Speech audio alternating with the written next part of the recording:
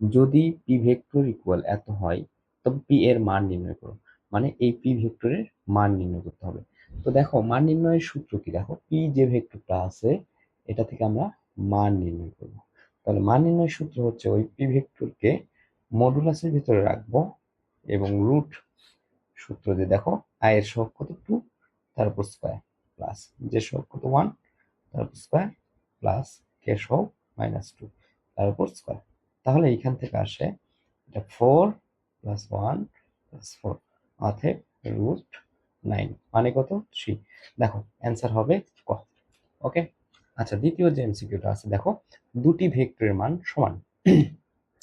তাহলে আমাদেরকে দুইটা ভেক্টর দিয়েছে, দুইটা ভেক্টরের মান সমান। সাপোজ এই হচ্ছে একটা ভেক্টর আর এই হচ্ছে আর একটা ভেক্টর, দুইটা ভেক্টর। তো দুইটা ভেক্টর কি যেহেতু সমান তাহলে এটাও পি এটাও কি পি, মান সমান। এখানে কিন্তু কথা বলছে মান সমান, তার মানে এই যে এটা যদি পি হয় এটাও হবে পি।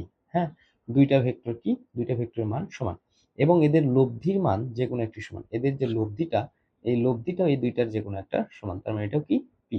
আমি ধরে নিছি পি, সবগুলোকে ধরছি কে তো পি। এটা পি হলে এটাও পি, আর তাহলে লব্ধিও যেহেতু যে কোনো একটা সমান তাহলে এটাও কি পি। এখন দেখো তাহলে দুটি ভেক্টরের মান সমান এবং এদের লব্ধির মান যে কোনো একটি ভেক্টরের মান ভেক্টরের সমান হলে ভেক্টরদের মধ্যবর্তী কোণ নির্ণয় করো। তাহলে এই যে ভেক্টর আর এই ভেক্টরের মাঝের কোণ হচ্ছে আলফা। আমরা সূত্র জানি যে R square equal P square plus Q square plus 2pq cos alpha. যেহেতু এখানে আর পি কিউ সবই কিন্তু একই, তাহলে যে কোনো একটা দিয়ে রিপ্লেস করি। আমি ধরো এটাকে তাহলে পি ধরলাম, P square equal P square plus P square. দেখো কিউ এর জায়গায় পি বসাইছি, তাহলে এখানে পি এর জায়গায় পি, কিউ এর জায়গায় কিউ পি, তাহলে হবে 2p স্কোয়ার cos আলফা। দেখো তাহলে এটা হচ্ছে পি স্কোয়ার আর এখান থেকে আসতেছে 2p square plus 2p square cos alpha.